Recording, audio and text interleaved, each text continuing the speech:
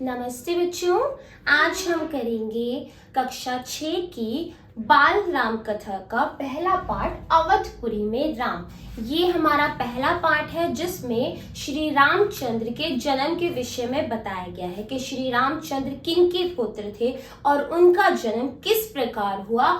इस बारे में इस पाठ में बात होगी। तो अब पाठ की शुरुआत करते हैं। यहाँ पे दिया गया यह कथा अवध की है। जो ये राम जी की कथा है, बाल राम कथा है, ये कहाँ की है? अवध की, और बहुत पुरानी है। अवध में सरयू नदी के किनारे एक अति सुंदर नगर रहता था। अवध में एक नदी थी जिसका नाम था सरयू।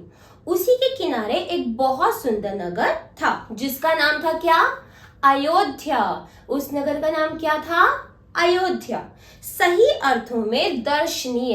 यह एक ऐसा स्थान था जो सच में क्या था?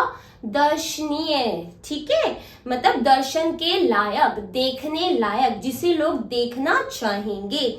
भव्यता जैसे उसका दूसरा नाम था, तो इतना भव्य था, इतना आलीशान था कि यही उसका दूसरे नाम समझ लेना चाहिए। अयोध्या में केवल राजमहल भव्य नहीं था। आप ये मत सोचना कि वहां का सिर्फ राजमहल ही बहुत बड़ा और भव्य था कि देखने लायक था। उसकी एक एक इमारत आलीशान थी। जो अयोध्या में लोग रहते थे ना, नॉर्मल, उन लोगों के घर भी थे ना, वो भी आलीशान थे। मतलब बहुत संपन्न राज्य था जहां सबके पास हर चीज मौजूद थी। आम लोगों के घर भव्य थे। आम लोगों के घर भी बहुत बड़े बड़े आलीशान भव्य थे। सड़कें चौड़ी थी। सुंदर बाग बगीचे, सुंदर सुंदर बाग बगीचे जंगे जंगे थे।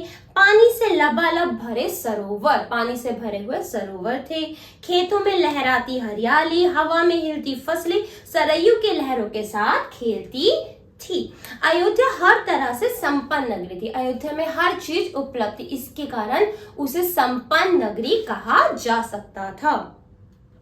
सभी सुखी थे और सभी समृद्ध। वहां का राजा अच्छा था जिसके कारण सारी ही जनता सुखी थी और समृद्ध थी। मतलब कोई भी वहां पे गरीब नहीं था। दुख और विपन्नता को अयोध्या का पता नहीं मालूम था। दुख और विपन्नता, विपन्नता मीन्स गरीबी, उसको अयोध्या का पता नहीं मालूम था, या उन्हें नगर की सीमा में प्रवेश की अनुमति नहीं थी। अर्थात दुख को और गरीबी को, विपन्नता को उस नगर में एंट्री करने की इजाजत ही नहीं थी। वहां पे प्रवेश ही नहीं कर सकते था। किसी के भी जीवन में दुख नहीं था। ठीक है, पूरा नगर विलक्षण था। विलक्षण मीन्स अनोखा। पूरा नगर कैसा था? अनोखा, असाधारण, मतलब अद्भुत। कैसा नगर था पूरा का पूरा? विलक्षण।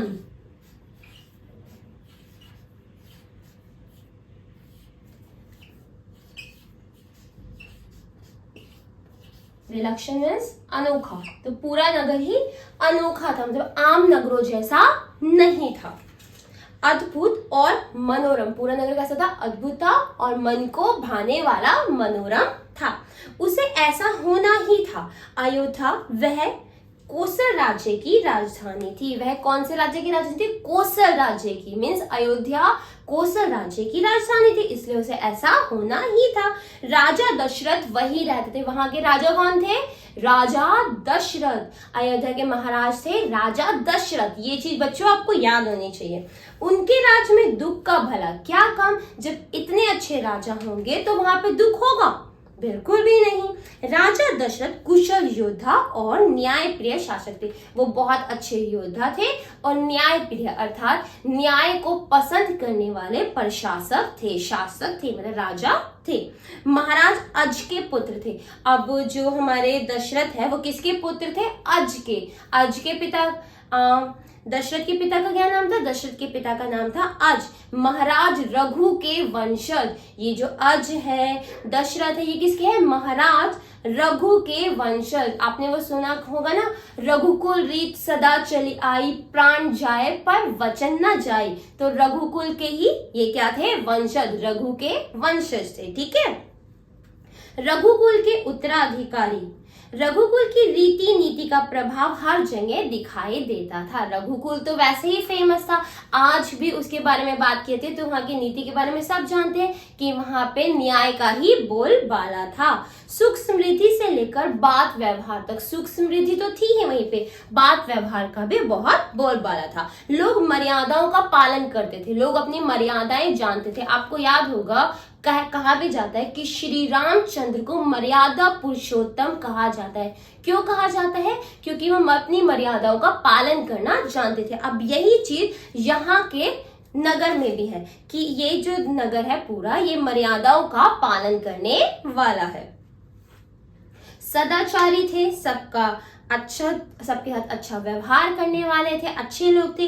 पवित्रता और शांति हर जगह थी, वहां शांति थी, लड़ाई झगड़ा नहीं था, गलत चीजें नहीं थी, तो पवित्रता वहां पे विराजमान थी। नगर में भी और लोगों के मन में भी, सिर्फ नगर में ही नहीं थी, लोगों के मन में भी पवित्रता थी।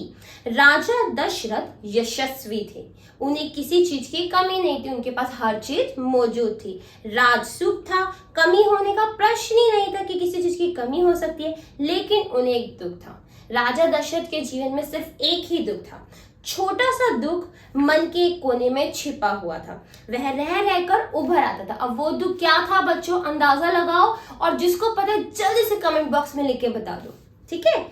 उन्हें एक ही दुख था जो उन्हें हर समय सालता रहता था। सालता मीन्स परेशान करता रहता था कि उनकी कोई संतान नहीं थी। अब राजा दशरथ का कोई भी बच्चा नहीं था, जिस कारण वो बहुत ज्यादा परेशान थे। आयु लगातार बढ़ती जाती, उनकी जो उम्र थी वो धीरे धीरे बढ़ती जाती। देखो उम्र बच्चों सबकी बढ़ती है, अब सही उम्र में उनका बच्चा नहीं था तो उन्हें चिंता थी, क्या वो बुढ़ापे की तरफ जा रहे थे और बच्चा था नहीं, तो क्या करें। अब राजा दशरथ की 3 रानियां थी। 3 रानियां कौन कौन सी थी राजा दशरथ की? कौशल्या, सुमित्रा और केकई। कौन कौन सी थी? कौशल्या, सुमित्रा, केकई। अब बात करते हैं राजा दशरथ की।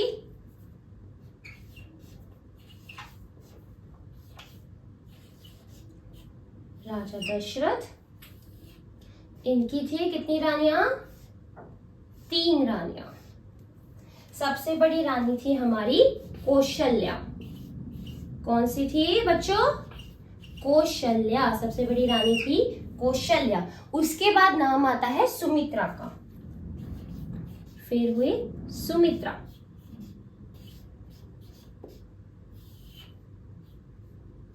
और सबसे छोटी रानी का क्या नाम था? केकई। सबसे छोटी रानी का नाम था केकई।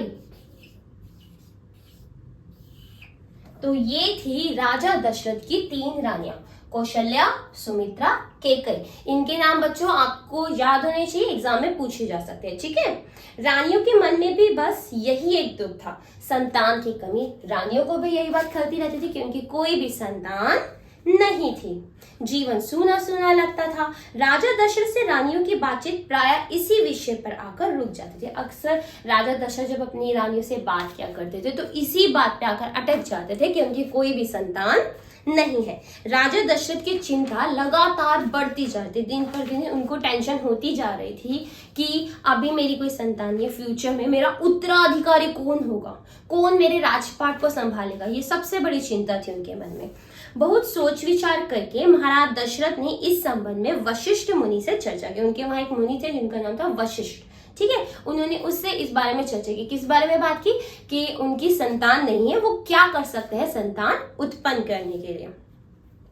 उन्हें पूरी बात विस्तार से बताई। वशिष्ठ मुनि को उन्होंने पूरी की पूरी बात विस्तार से बताई। रघुकुल के अगले उत्तराधिकारी के बारे में अपनी चिंता बताई कि हमारा अगला उत्तराधिकारी कौन होगा, क्योंकि हमारी तो कोई संतान ही नहीं, आप ही कुछ कीजिए मुनि। उसने ऐसे कहा। मुनि वशिष्ठ राजा दशरथ की चिंता समझते थे। उन्होंने दशरथ को यज्ञ करने की सलाह दी। अब मुनि वशिष्ठ ने राजा दशरथ को एक सलाह दी। उन्होंने कहा कि आप एक यज्ञ कीजिए। कौन सा यज्ञ था? वो था पुत्रेष्ठी यज्ञ। पुत्रेष्ठी यज्ञ था पुत्र प्राप्ति का यज्ञ। कौन सा यज्ञ था? पुत्रेष्ठी यज्ञ। ये इस यज्ञ का नाम बच्चों आप याद रखना, 1 वर्ड के क्वेश्चन आंसर में ये आ जाता है कि वशिष्ठ मुनि ने राजा दशरथ को कौन सा यज्ञ करने की सलाह दी थी। वो था कौन सा? पुत्रेष्ठी यज्ञ, ठीक है। कौन सा यज्ञ था हमारा? यज्ञ जो किया गया था वो था पुत्रेष्ठी यज्ञ।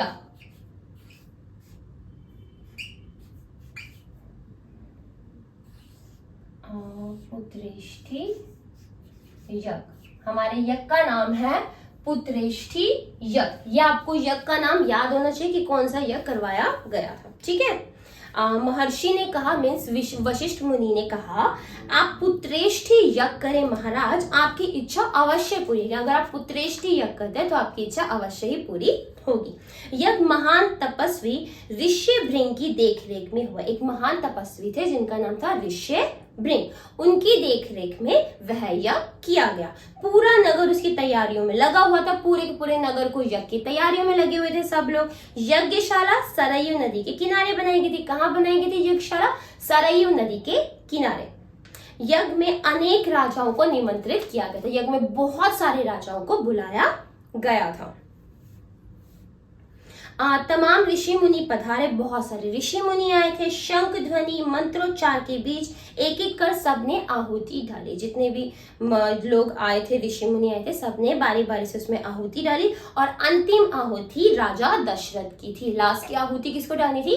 राजा दशरथ को।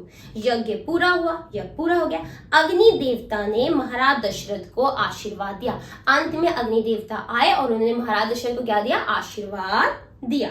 कुछ समय बाद दशरथ की इच्छा पूरी होगी। महाराज दशरथ की इच्छा क्या हुई? पूरी होगी। उनकी इच्छा क्या थी बच्चों? उनकी इच्छा थी पुत्र प्राप्ति की, और कुछ समय बाद उन्हें पुत्र हो गए। तीनों रानियां पुत्रवती, अर्थात तीनों रानियों को पुत्र हुए।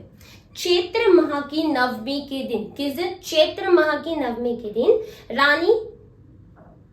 महारानी कौशल्या ने राम को जन्म दिया। महारानी कौशल्या ने किसको जन्म दिया? राम को जन्म दिया। कब दिया था? चैत्र माह की नवमी के दिन।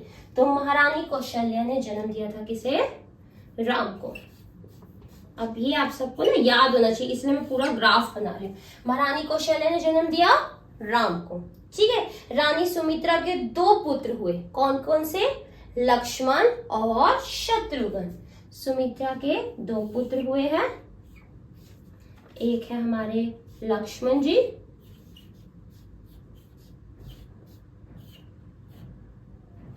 और दूसरे थे शत्रुघ्न।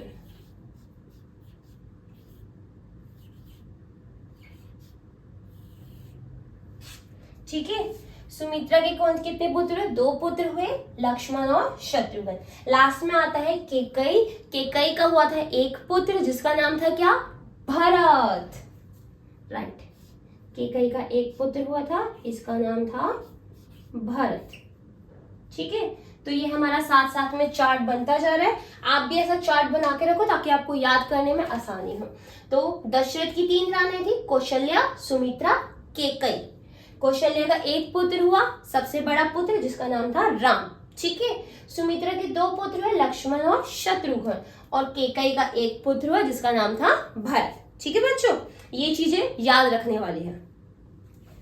राजमहल में चारों तरफ खुशी छा गई। नगर में बधाइयां बजने लग गई, मंगल गीत गाए गए, हर ओर खुशी थी, चारों तरफ खुशियां फैली हुई थी। उत्सव जैसे दृश्य थे, ऐसा लग रहा था जैसे कोई फेस्टिवल आ गया, उत्सव मनाया जा रहा हो। राजा दशरथ प्रसन्न थे। अब उनकी पहले तो एक भी बच्चा नहीं था, अब उनके 4 पुत्र थे। उनका तो खुश होना लाजमी था। उनकी मनोकामना पूरी हुई। प्रजा प्रसन्न थी कि दशरथ की चिंता दूर हुई। नगर में बड़ा समारोह आयोजित किया गया। धूमधाम से आयोजन में दूर दूर से लोग आए। राजा दशरथ ने सबको पूरा सम्मान दिया। राजा दशरथ ने सबको सम्मान दिया, उन्हें कपड़े, अनाज, धन देकर विदा किया।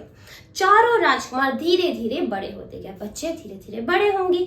वह बहुत सुंदर थे, सारे ही बहुत सुंदर थे, सुदर्शन थे। साथ खेलने निकलते तो लोग उन्हें देखते रह जाते। जब वो साथ में चारों भाई खेलते तो लोग उन्हें देखते और उनकी बलाएं लेते। ठीक है, आंखें उनसे हटती ही नहीं थी लोगों की। चारों भाइयों में आपस में बहुत प्रेम था। वे अपने बड़े भाई राम की आज्ञा मानते थे। खेल कूद में लक्ष्मण प्रायः राम के साथ रहते। बचपन से ही जो लक्ष्मण थे वह हमेशा किसके साथ रहते थे? राम जी के साथ रहते थे। आज भी आपने देखा होगा मंदिरों में, देखिए ना राम लक्ष्मण की जोड़ी, तो वो बचपन से ही जोड़ी बनी हुई थी। भरत और शत्रुघ्न की एक अलग जोड़ी थी, भरत और शत्रुघ्न की भाइयों की एक अलग जोड़ी थी, ठीक है।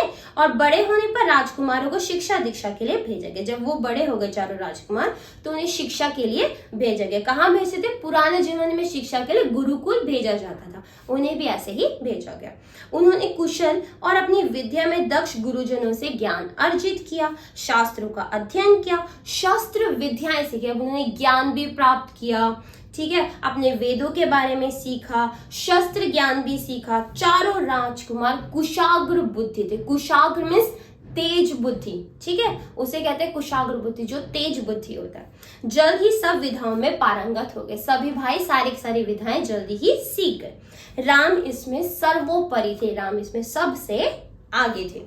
उनमें कई अन्य गुण भी थे, कई सारे और गुण भी थे।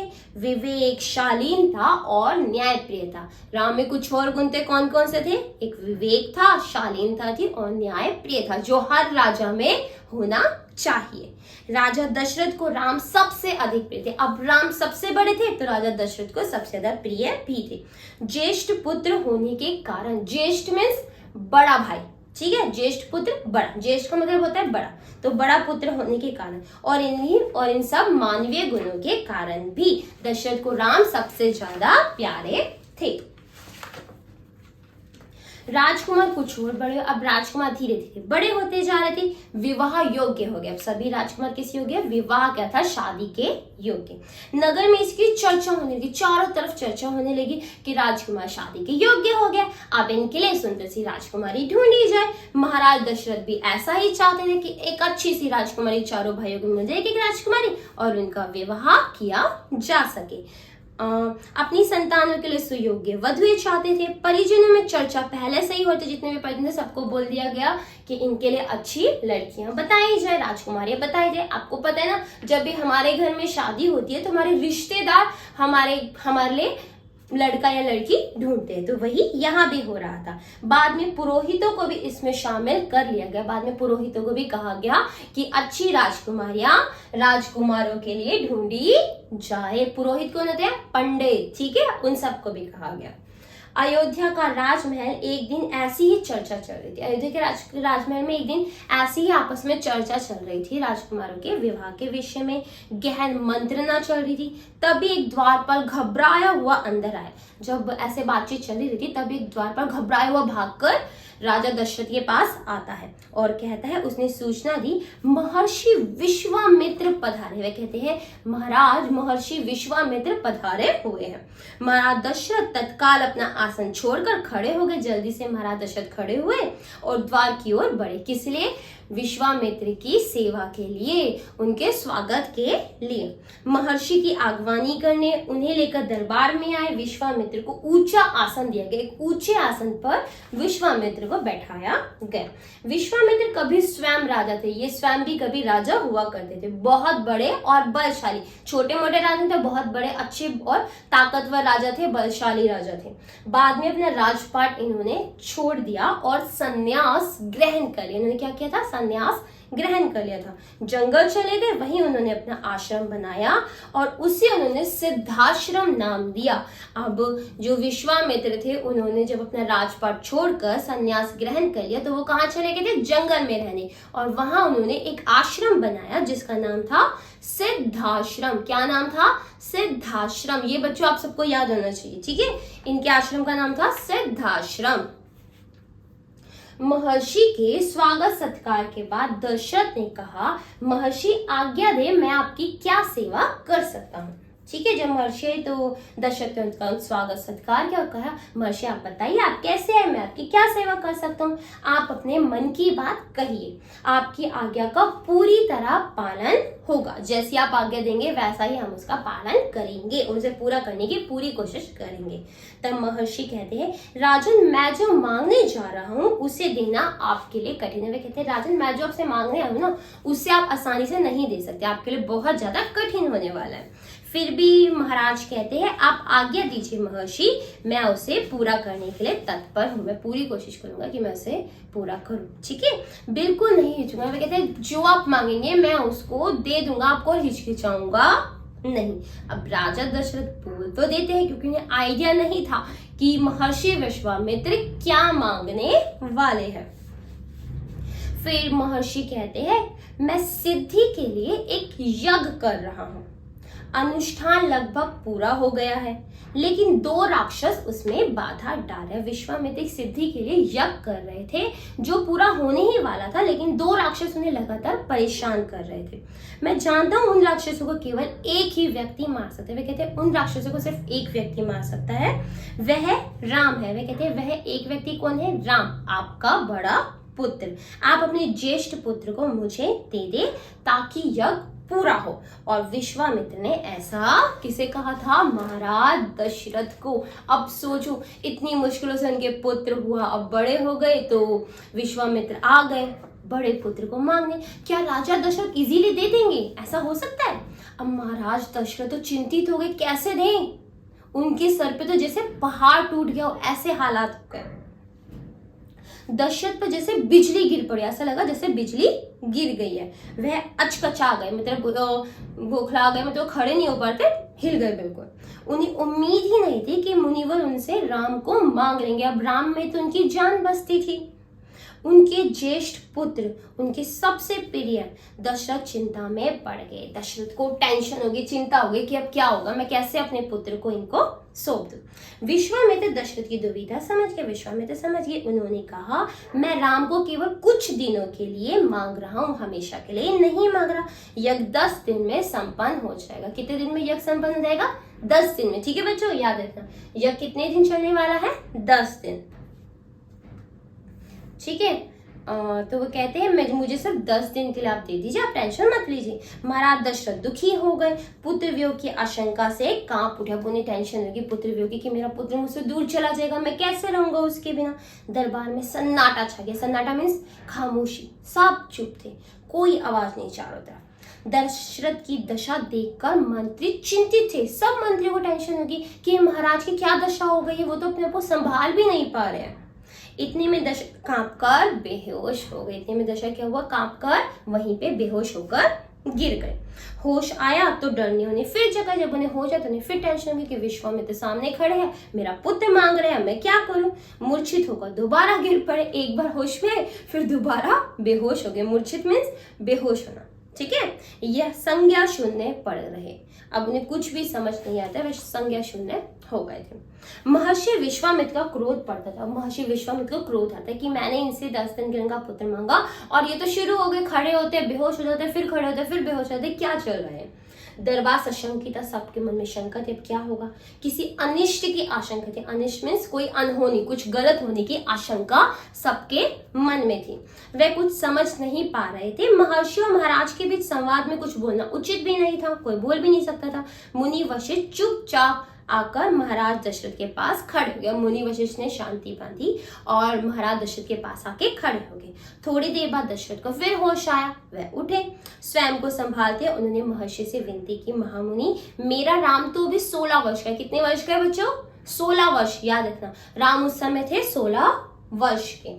वह राक्षसों को कैसे लड़ेगा? वे कहते वह तो अभी 16 वर्ष का बालक है, वह राक्षसों से कैसे लड़ेगा। राक्षस मायावी है, वह उनका छल कपट कैसे समझेगा, उन्हें कैसे मारेगा। इससे अच्छा तो यही होगा कि आप मेरी सेना ले जाए। वे कहते हैं आप राम को रहने दीजिए, आप उसकी जगह मेरी सेना ले जाए, मैं स्वयं आपके साथ चलूंगा, मैं खुद भी आपके साथ चलने को तैयार हूँ, राक्षसों से युद्ध करूंगा। वे कहते राम को रहने दो, मैं चल लेता हूँ, मेरी सेना चल लेती है, हम युद्ध करने को तैयार है। महर्षि विश्वामित्र ने कोई प्रतिक्रिया व्यक्त नहीं किया। महर्षि विश्वामित्र ने कोई भी प्रतिक्रिया व्यक्त नहीं की। क्रोधित थे पर उसे व्यक्त नहीं करते। क्रोध तो बहुत आ रहा था महर्षि विश्वामित्र को, लेकिन वो दिखा नहीं सकते। उन्हें अपने यज्ञ के नियम याद थे। यज्ञ के नियमों के अनुसार आप क्रोध नहीं कर सकते। क्रोध मीन्स गुस्सा। अगर आपने गुस्सा किया तो आपका यज्ञ वहीं पे खंडित हो जाएगा, अर्थात खराब हो जाएगा, उसका कोई भी महत्व नहीं रहेगा और अनुष्ठान अधूरा रह जाएगा। इसलिए वे अपने क्रोध को दबाकर खड़े हुए थे। मैं राम के बिना नहीं रह सकता एक पल भी नहीं। अभी दशरथ कहते हैं कि मैं राम के बिना नहीं रह सकता एक पल भी नहीं। आप राम को छोड़कर जो चाहे मांग ले। दशरथ कहते हैं कि आप कुछ भी ले लो, बस मेरे राम को छोड़ दो। मैं राम को नहीं दूंगा, बिल्कुल नहीं, वह मेरी बुढ़ापे की संतान है। कहती है तो मेरी बुढ़ापे की संतान है, मैं इसे कैसे आपको दे सकता हूँ, मैं उससे बहुत प्रेम करता हूँ। अब महाराज दशरथ राम जी को देने को तैयार नहीं थे। किसको? विश्वामित्र को। ठीक है, महर्षि का क्रोध भभक उठा, महर्षि और ज्यादा क्रोध में आ रहे थे, उनके फेस को देख के पता चल रहा था। दरबार, मंत्रीगण, ऋषि मुनि सकते में आ गए, सब टेंशन में थे। आप रघुकुल की रीति तोड़ रहे। अब जो महर्षि थे, विश्वामित्र थे, महर्षि विश्वामित्र, वह कहते हैं आप रघुकुल की रीति तोड़ रहे। राजन, रघुकुल की रीत क्या थी? प्राण जाए पर वचन न जाए। अब यहाँ पे राजा कैसे अपना वचन तोड़ सकता है? प्राण चले जाए पर वचन नहीं जाना चाहिए। ठीक है, तो वही रीति वह उसे याद दिलाते हैं। वचन देकर पीछे हट रहे हैं, यह बर्ताव कुल के विनाश का सूचक है। तो वह समझाते हैं कि इससे क्या होगा। विश्वामित्र समझाते हैं कि ये कुल के विनाश का सूचक, अगर आपने अपना वचन तोड़ा तो आपके कुल का क्या हो जाएगा? नाश हो जाएगा, सब खत्म हो जाएगा। आप जानते हैं मैं स्वयं दुष्ट राक्षसों को संहार कर सकता था, लेकिन मैंने संन्यास ले लिया। कहते हैं मार तो मैं भी सकता था, लेकिन मैंने क्या किया है? मैंने संन्यास ले लिया है। अगर आप राम नहीं देंगे तो मैं यहाँ से खाली हाथ लौट जाऊंगा, और मैंने खाली हाथ लौटने से क्या होगा? आपका वचन टूट जाएगा और आपके कुल का विनाश हो जाएगा, अर्थात कुछ भी नहीं बचेगा। बात बिगड़ती देखकर मुनि वशिष्ठ आ गया। अब जब देखते हैं कि जो विश्वामित्र है वो भी नहीं मान रहे राम के बिना, और दशरथ देने को तैयार नहीं है, तब उनके जो राज्य के मुनि थे, मुनि वशिष्ठ, वह बीच में आते हैं और महाराज दशरथ को समझाते हैं, राम की शक्ति के बारे में समझाते हैं कि प्रतिज्ञा तोड़ने के संबंध में महर्षि विश्वामित्र के साथ रहने पर राजकुमार राम को होने वाले लाभ के बारे में बताते हैं कि अगर राम महर्षि विश्वामित्र के साथ जाएंगे तो उन्हें कुछ प्राप्त ही होगा, वह उनसे बहुत सारी चीजें सीख कर ही आएंगे, इससे उन्हें जीवन में लाभ ही होने वाला है। राजन, आपको अपना वचन पूरा करना चाहिए। वे कहते हैं राजन, आपको तो अपना वचन पूरा करना ही चाहिए। रघुकुल की रीति यही है। रघुकुल की रीति क्या थी? रघुकुल रीत सदा चली आई, प्राण जाए पर वचन न जाए।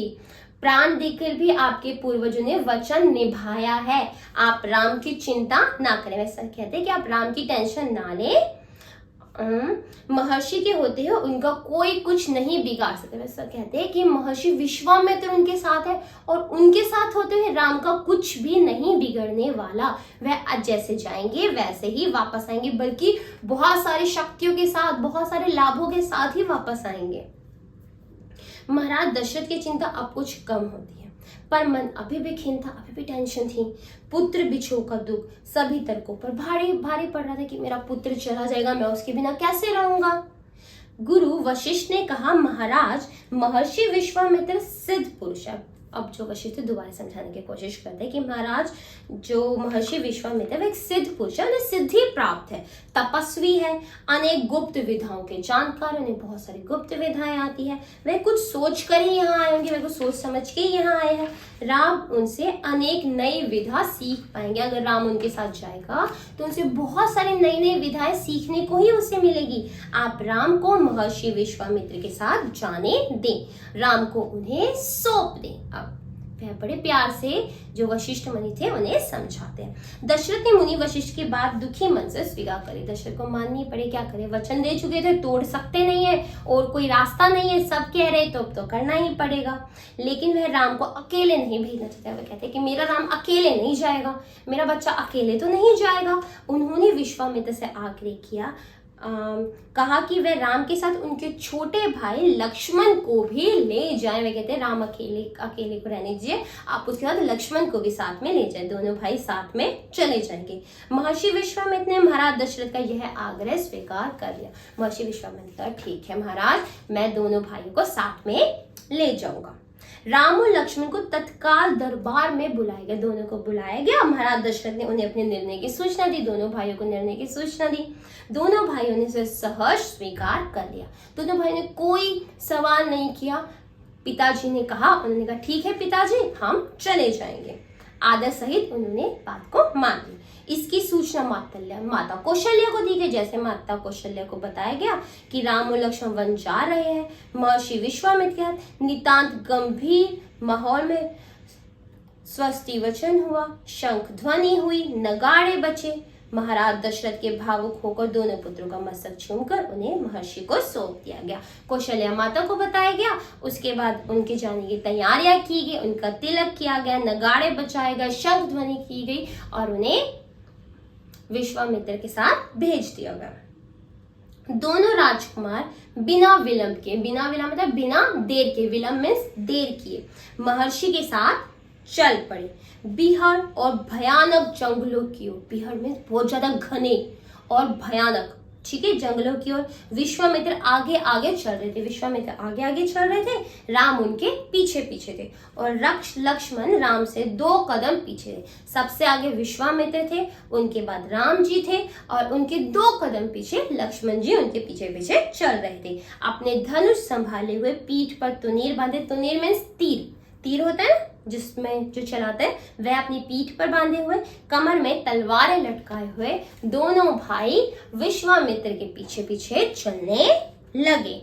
तो बच्चों ये था हमारा पाठ, जहां हमने दशरथ जी के बारे में पढ़ा, महाराज दशरथ के बारे में, कि कैसे उनकी स्टार्टिंग में संतान नहीं थी, उन्होंने पुत्रेष्टि यज्ञ किया, उसके बाद उन्हें 4 पुत्रों की प्राप्ति हुई, चारों पुत्र के राम, लक्ष्मण, शत्रुघ्न, भरत। उसके बाद जब वह 16 वर्ष के हो गए, वह लोग उनकी शादी के विषय में बात करते, तभी महाराज के भवन में कौन आ जाते हैं, विश्वामित्र आ जाते हैं और उनसे राम जी को अपने साथ ले जाने का आग्रह करते हैं कि आप अपने ज्येष्ठ पुत्र राम को मेरे साथ भेज दीजिए, क्योंकि जहां मैं सिद्धि प्राप्ति के लिए यज्ञ कर रहा हूँ, वहां पे 2 राक्षस हमें बहुत ज्यादा परेशान कर रहे हैं और सिर्फ राम ही है जो उन राक्षसों का अंत कर सकते हैं। इस प्रकार वह उनसे बातचीत करते हैं। स्टार्टिंग में दशरथ नहीं मानते, लेकिन बाद में दशरथ मान जाते हैं और राम जी के साथ लक्ष्मण को भी जंगलों में विश्वामित्र के साथ भेज देते हैं। ठीक है, तो फर्स्ट पार्ट की कहानी यहीं तक थी। उम्मीद है आप सबको समझ आई होगी। अभी भी कोई डाउट हो आप कमेंट बॉक्स में पूछ सकते हैं। अगर वीडियो पसंद है तो वीडियो को लाइक करें और चैनल को सब्सक्राइब करना मत भूलना। धन्यवाद।